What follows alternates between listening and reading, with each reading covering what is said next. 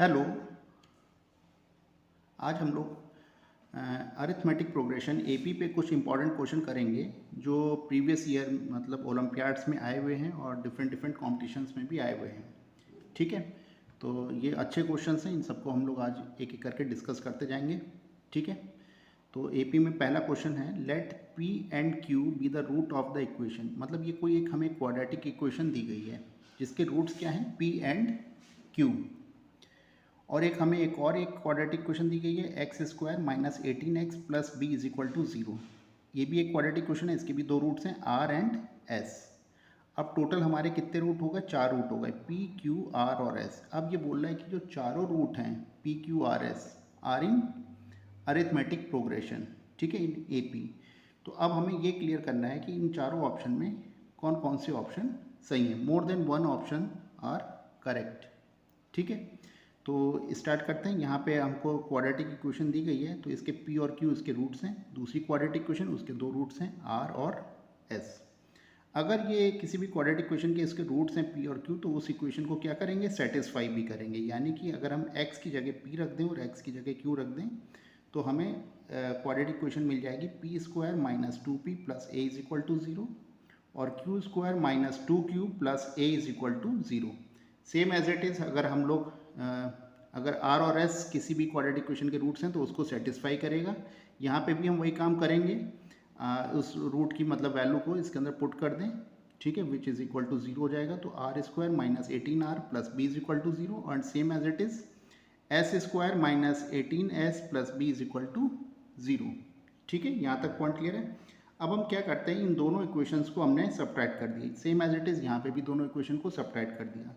तो अब हमें मिल गया p square minus q square minus two p plus two q is equal to 0।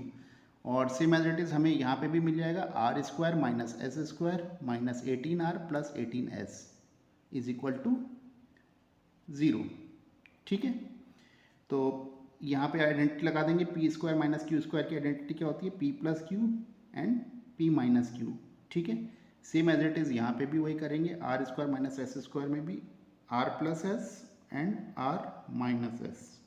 ठीक है, तो p माइनस क्यू हमने कॉमन ले लिया, यहाँ पे भी r माइनस एस हमने कॉमन ले लिया, तो हमें मिल गया p plus Q is equal to 2 और अब हमें मिल गया r plus S is equal to 18। तो ये हमें मिल गया सम ऑफ रूट्स। यहाँ पे भी हमें क्या मिल गया, sum of roots p plus Q is equal to 2। तो पहला अगर हम लोग ऑप्शन को अगर ध्यान से देखें तो ये बोल रहा है sum of all roots p plus Q plus r plus S is equal to 20। क्या है या नहीं है? तो फर्स्ट ऑप्शन को हम लोग चेक करते हैं।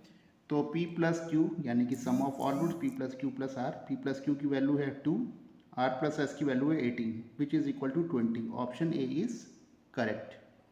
अब ऑप्शन बी को भी हम लोग जरा देखें, चेक करें।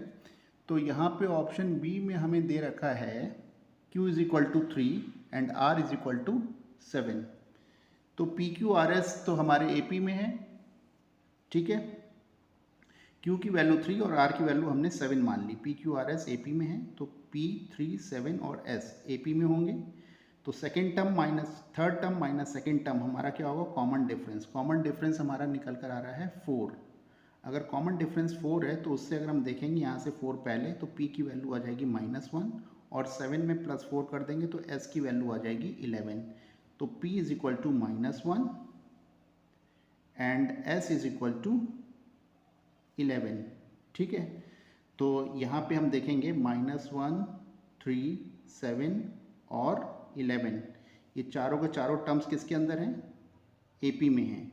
ठीक है, तो AP में यानी कि हम अगर q इज इक्वल टू 3 और r इज इक्वल टू 7 मानते हैं तो ऑप्शन बी भी यहाँ पे सही होगा। ठीक है, ऑप्शन सी को अगर हम लोग चेक करें, ऑप्शन सी में अगर हम लोग देखेंगे तो ऑप्शन सी है a इज इक्वल टू -83 और b इज इक्वल टू -3। ठीक है, एंड और डी ऑप्शन है a इज इक्वल टू -3 और b इज इक्वल टू 77। तो इस ऑप्शन को हम लोग चेक करते हैं। तो यहाँ पे फॉर ऑप्शन हम डी को पहले चेक करें। हम लोग डी को देखते हैं, p इज इक्वल टू -1 और r इज इक्वल टू 7 अगर हम लोग पुट कर दें तो p की वैल्यू अगर हमने -1 रख दी तो a की वैल्यू आ गई -3। ठीक है, अगर हम लोग यहाँ पे ध्यान से देखें तो हमको क्या मिल जाएगा, p की वैल्यू -1 रख दें, r की वैल्यू 7, तो हमको क्या मिल जाएगा, a की वैल्यू -3 और r square -18r plus b equation में जाते हैं। r की वैल्यू को अगर हमने 7 पुट कर दिया तो हमें b की वैल्यू मिल जाती है 77। तो ऑप्शन हमें कौन सा सही मिल रहा है, ऑप्शन डी इज़ करेक्ट। ठीक है, तो यहाँ 3 ऑप्शन करेक्ट हैं, ए बी और डी ऑप्शंस आर करेक्ट। ठीक है, नेक्स्ट क्वेश्चन पे आते हैं। ये भी अच्छा इंपॉर्टेंट क्वेश्चन है। ठीक है, the number of terms of an AP is even. कोई एक एपी है जिसके नंबर ऑफ टर्म्स कितने हैं, इवन है। The sum of all terms at odd places and even places are 24 and 30 separately.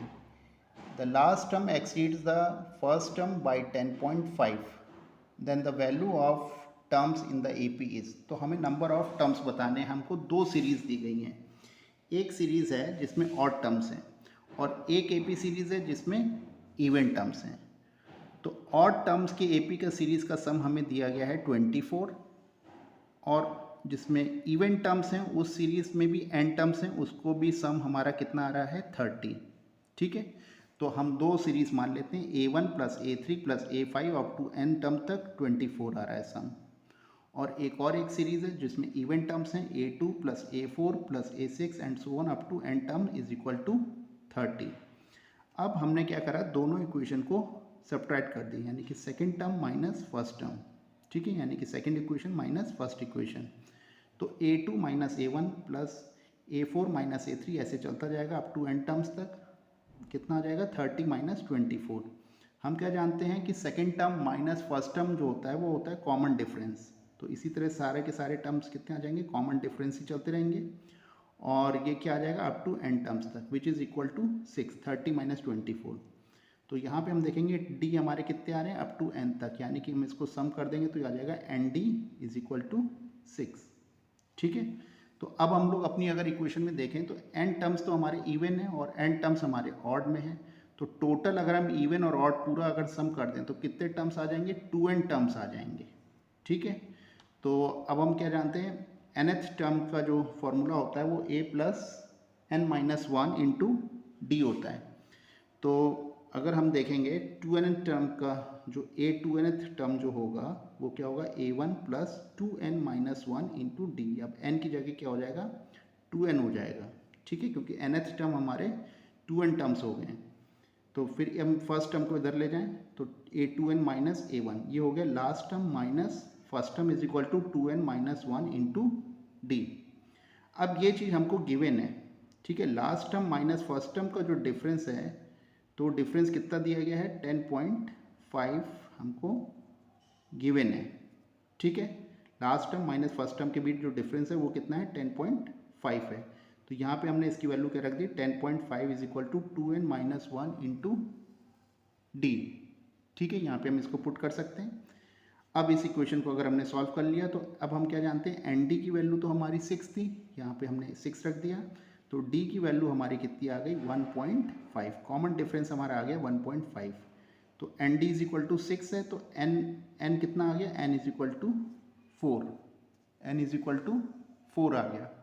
अब हमारी सीरीज़ में कितने टर्म्स हैं, हमारी सीरीज़ में 2n टर्म्स हैं। तो n की वैल्यू कहाँ है, n की वैल्यू इज़ 4 है। तो हमारे सीरीज़ में टोटल कितने नंबर ऑफ टर्म्स हो जाएंगे, 8 टर्म्स हो जाएंगे। तो ऑप्शन ए इज़ करेक्ट। ठीक है, चलिए नेक्स्ट क्वेश्चन में आते हैं। ये भी इम्पॉर्टेंट है, ये भी प्रीवियस ईयर्स पेपर्स में आया हुआ है, बहुत ज़्यादा इम्पॉर्टेंट क्वेश्चन है। यहाँ पे हमको 3 टर्म्स दिए गए हैं जो कि क्या है, एपी में, और पूछा गया इनमें से कौन सा जो है टर्म एपी में होगा। ठीक है, तो अब हमको पता है ये तीनों टर्म्स एपी में, ये तीनों टर्म्स हमारे एपी में।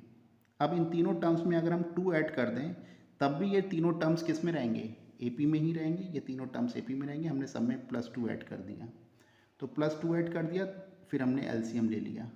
ठीक है, अभी भी ये एपी में रहेंगे। -a + 2a, तो ये कितना हो जाएगा, a। तो अभी भी ये तीनों टर्म्स किसके अंदर रहेंगे, एपी में ही रहेंगे। अब तीनों टर्म्स में अगर हम a + b + c को अगर डिवाइड कर दें तो भी ये तीनों टर्म्स किस में रहेंगे, AP में ही रहेंगे। तो तीनों को हमने डिवाइड कर दिया, तो 1/a, 1/b, 1/b c भी किस में रहेंगे, AP में ही रहेंगे। ठीक है, तो यहाँ पे हम लोग को क्या नज़र आ रहा है, ऑप्शन सी इज़ करेक्ट।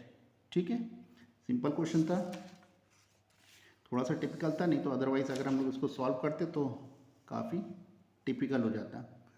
चलिए नेक्स्ट क्वेश्चन पे आते हैं। यहाँ पे है the sum of first 3 terms of an AP is 27। शुरू के 3 टर्म का जो सम है वो है 27। Find the sum of their squares is 293। अब ये थोड़ा सा वर्ड कंफ्यूजिंग था, find the sum of their squares, तो यानी कि इन तीनों टर्म्स का स्क्वायर का सम जो होगा वो 293 होगा। फाइंड द कॉमन डिफरेंस, ठीक है, कॉमन फैक्टर, यानी कि डी की वैल्यू पूछ रहा है क्या होगा। ठीक है, सम ऑफ 3 टर्म्स की जब हम बात करेंगे तो AP में अगर कोई 3 टर्म्स हैं, A1, A2, A3, तो फर्स्ट टर्म माना जाता है A माइनस डी, और सेकेंड माना जाता है A, और थर्ड टर्म माना जाता है A प्लस 2D, ना कि A प्लस डी और A प्लस 2D मानते हैं। ठीक है, इस तरह क्या होगा कि जब हम तीनों को सम करेंगे तो D कैंसिल आउट हो जाएगा। ठीक है, तो जब कभी भी आपको 3 टर्म्स मिले AP में तो पहला टर्म मानेंगे A माइनस डी, दूसरा होगा A, और थर्ड होगा A प्लस डी। ठीक है, इस रूल को याद रखिएगा। तो यहाँ पे हम तीनों का सम अगर करेंगे तो D ऑटोमेटिकली कैंसिल आउट हो जाएगा, तो A की वैल्यू हमको मिल जाएगी 9। ठीक, A हो गया हमारा 9। अब हमको क्या दिया गया है, the sum of their squares is equal to 293। तो वही तीनों टर्म फिर से रहेंगे, A माइनस डी, A और A प्लस डी, पर अब क्या हो जाएगा, इनका स्क्वायर हो जाएगा। A माइनस डी का square plus A square plus A plus d का स्क्वायर। अब इसकी वैल्यू दे रखी है हमको 293, पर A की वैल्यू हमको पता चल गई थी 9 है, तो हमने A की जगह क्या पुट कर दिया, A की जगह हमने 9 पुट कर दिया। ठीक है, तो अब हमने 9 माइनस डी का whole square A minus b का होल स्क्वायर वाली प्रॉपर्टी से ओपन कर दिया, तो क्या हो गया 81 plus d square minus 18D। 9 square तो सीधा सीधा 81 हो जाएगा, फिर ये 9 प्लस डी का स्क्वायर अगर ओपन करेंगे तो क्या होगा 81 plus d square plus 18D। 18D minus 18D से कैंसिल आउट हो जाएगा। ठीक है, 81 प्लस 81 प्लस 81 हमारा हो जाएगा 243 plus 2D square is equal to 293।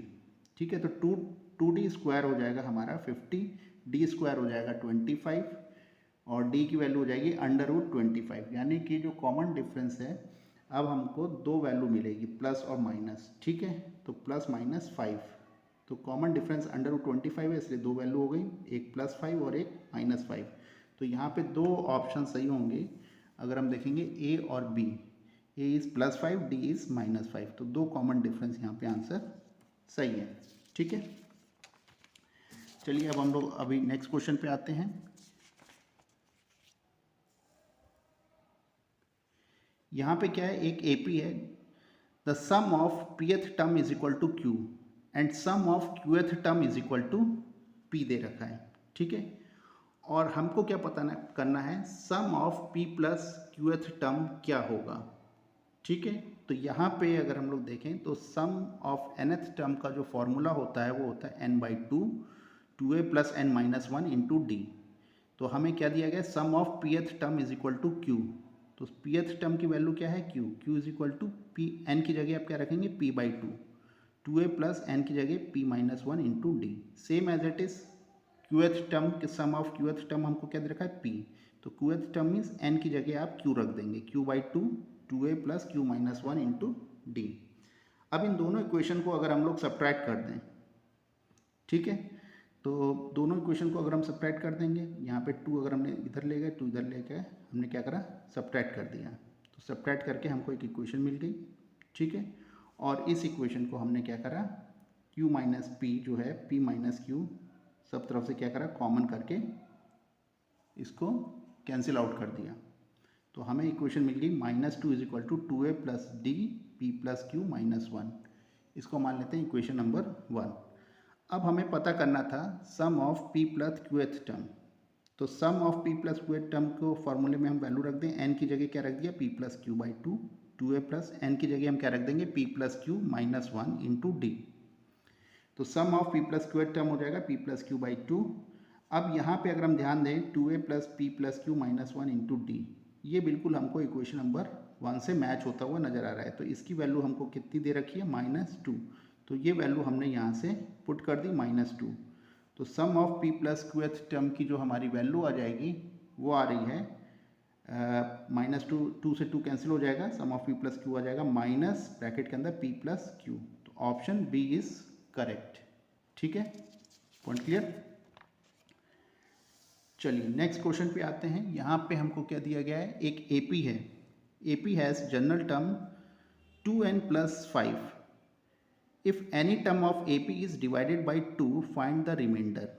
ठीक है, तो क्वेश्चन सिंपल है, यानी कि कोई भी जब आपको जनरल टर्म दिया जाता है, यानी कि Tn टर्म इज दे रखा है 2n + 5, तो हमेशा आप इसमें क्या करेंगे, n की वैल्यू 1 2 3 4 ऐसे पुट करते चले जाएंगे। तो हमको फर्स्ट टर्म पता चल जाएगा, n की वैल्यू 1 पुट करने के बाद 7, n की जगह हमने 2 रख दिया तो हमें वैल्यू मिल जाएगी 9, n की जगह 3 रख दिया तो हमें मिल जाएगी वैल्यू 11, n की जगह 4 रख दिया तो हमें वैल्यू मिल जाएगी 13।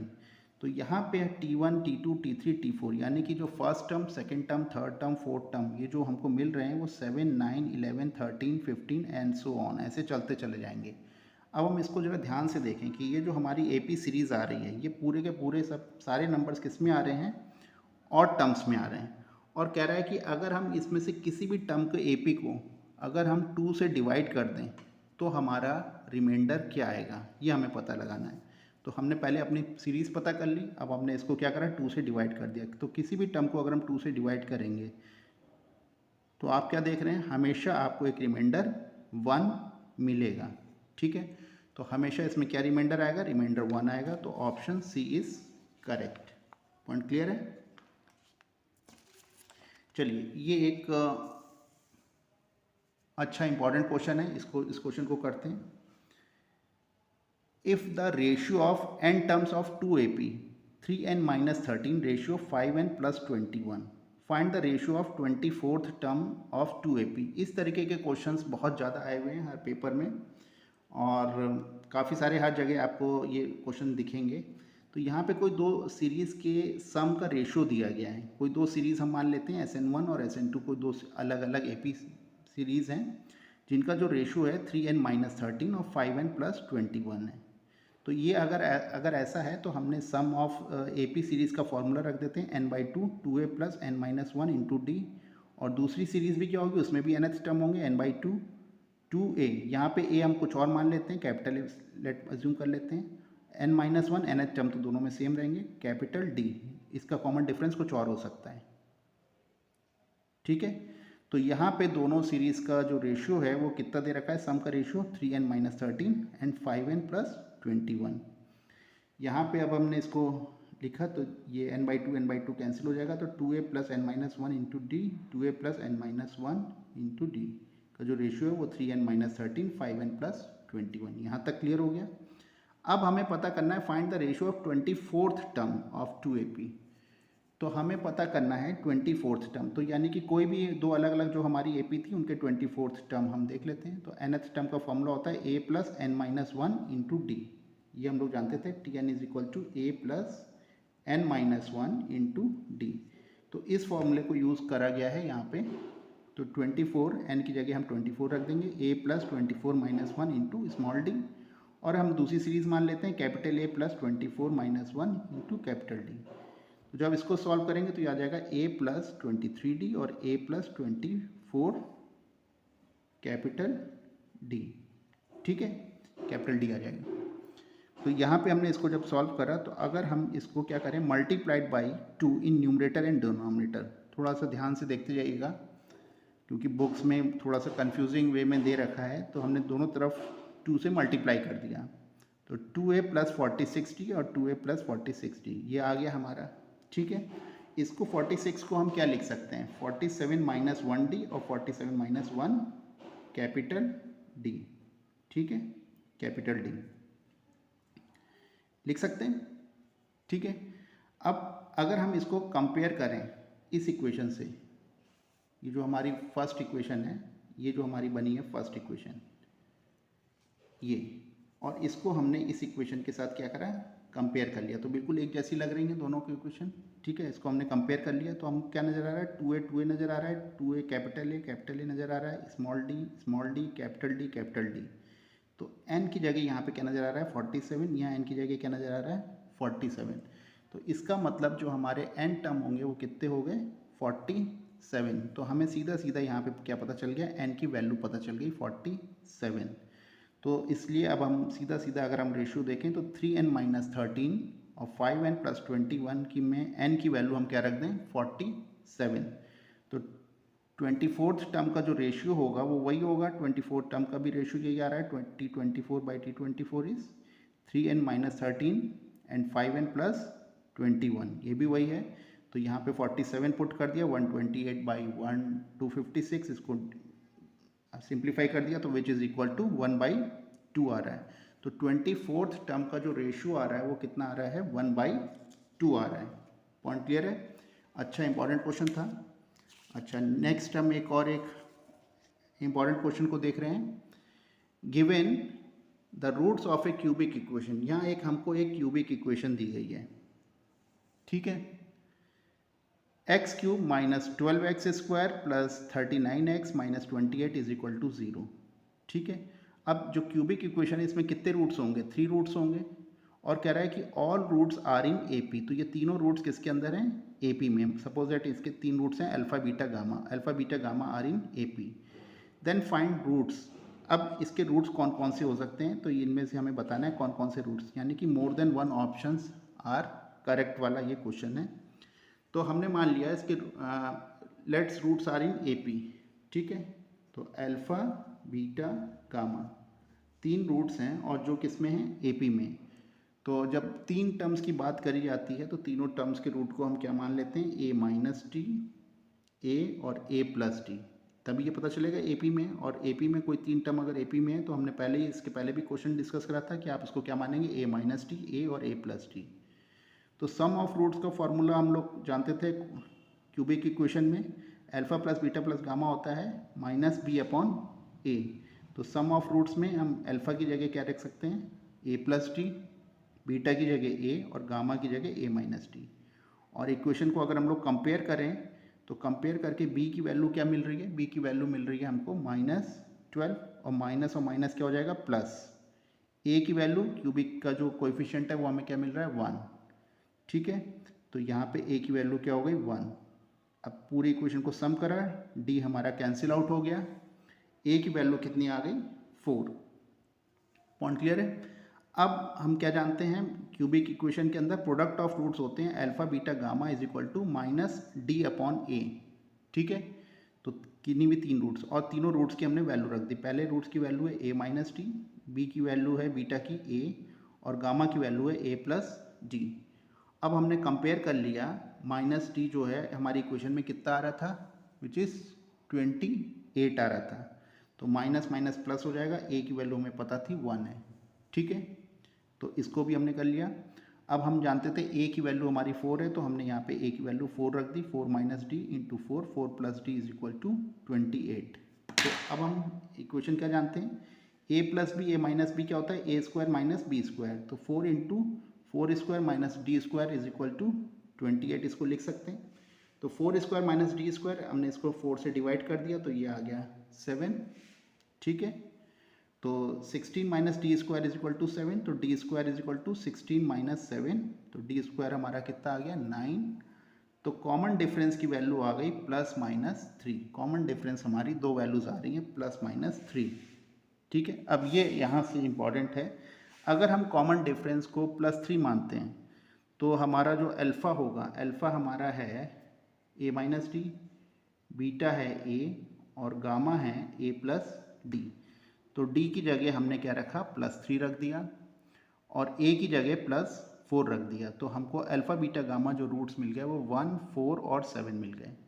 अगर हम डी की वैल्यू -3 रख दें तो -3 रख दें और ए की वैल्यू 4 रख दें तो हमें मिल रही है वैल्यू अल्फ़ा बीटा गामा की 7, 4, 1, मतलब वही मिल रही है जो यहाँ पे थी 1, 4 और 7। तो कितने रूट्स हो गए 1, 4 और 7 रूट्स हो गए अल्फ़ा बीटा गामा के 1, 4 और 7। तो ये हमें किस में नज़र आ रहे हैं एपी में नज़र आ रहे हैं 1, 4, 7। कॉमन डिफरेंस हमारा 3 में नज़र आ रहा है। तो ऑप्शन में देखते हैं कौन कौन सा सही हो सकता है। ऑप्शन ए भी करेक्ट है, ऑप्शन बी भी करेक्ट है एंड ऑप्शन सी भी करेक्ट है, ठीक है। बस डी हमारा ऑप्शन नहीं है। तो इस तरह हमारे एपी के मैक्सिमम हम लोगों ने सारे क्वेश्चंस को डिस्कस कर लिया। Thank you.